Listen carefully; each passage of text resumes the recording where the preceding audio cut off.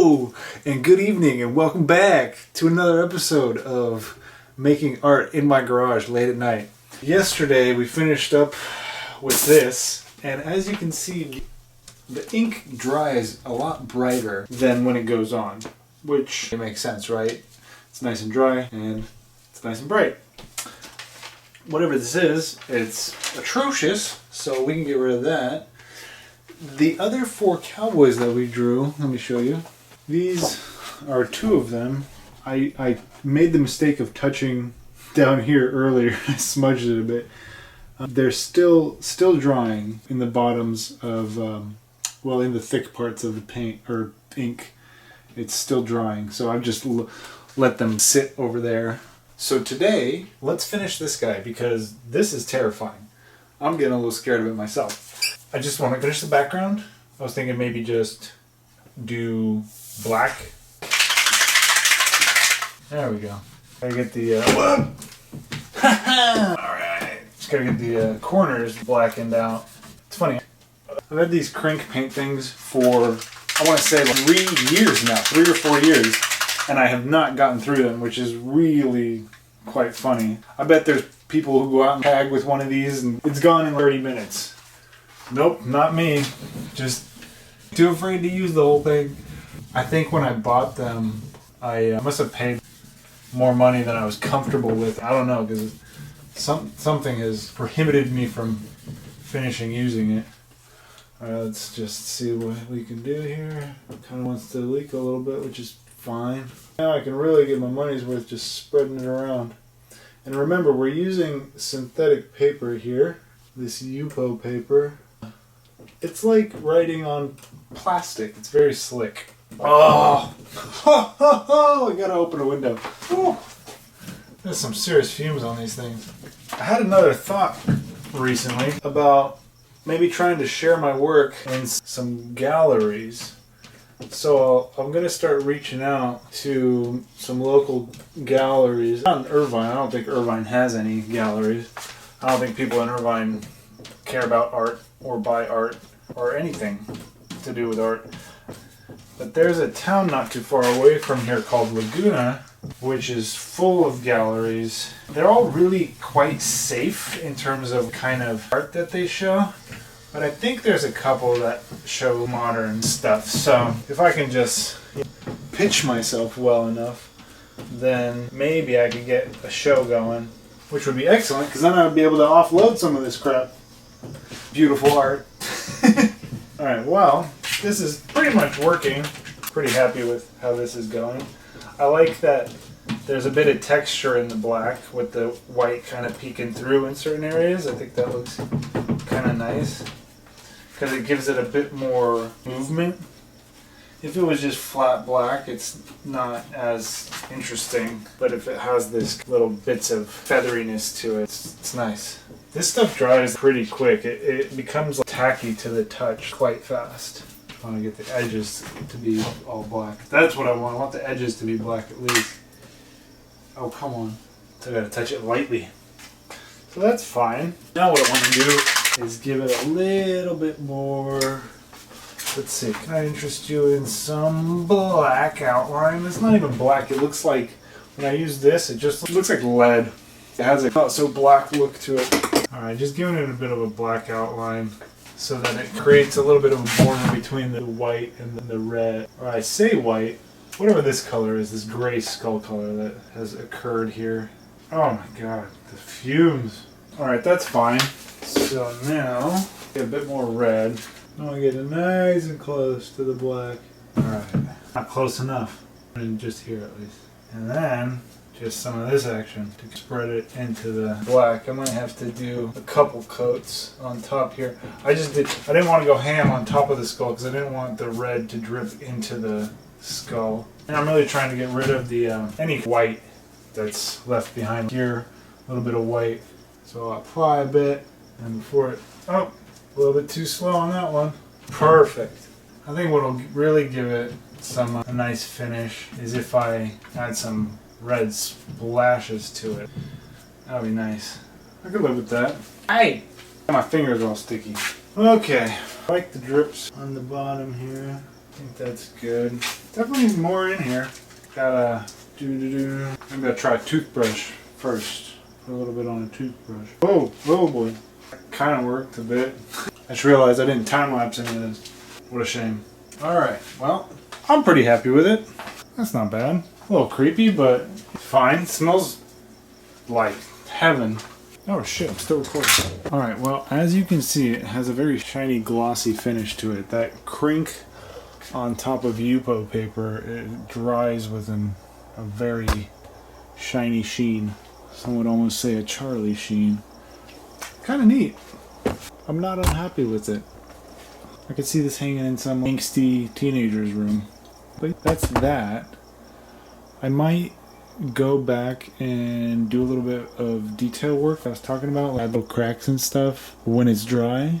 But for today, we're good on this.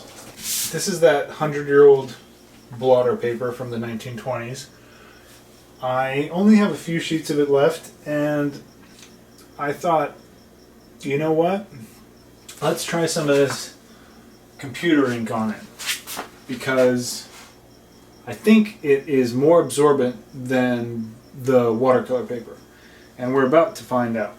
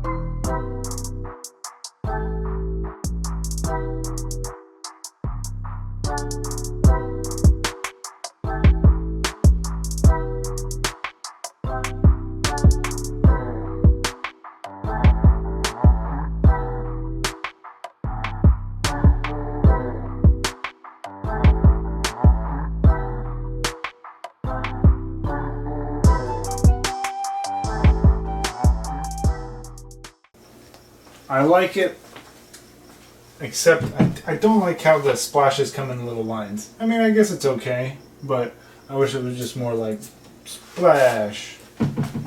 Like that. Oh, why didn't I think of that before?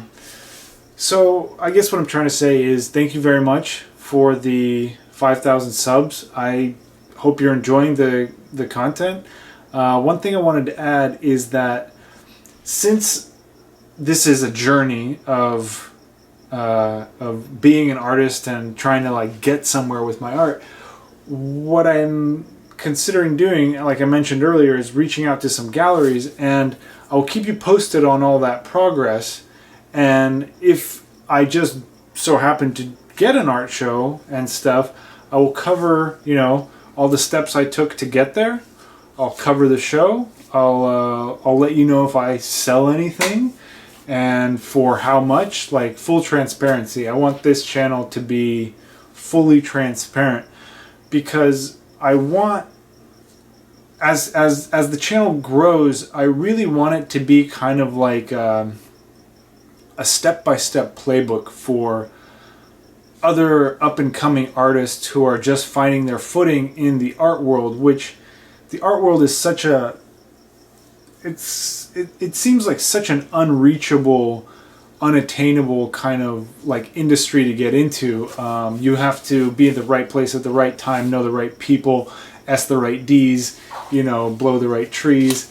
ABCs and 1, 2, 3s, and it's just it's very daunting at times. So yeah, like I want to document my art journey, and just show people that it's doable to achieve your dreams. Like, I'm following my dreams, you should follow yours, you know? It's all good. So, that being said, I'm going to draw one more doodle here, and then I'm going to sign off. Because I have to go work my real job.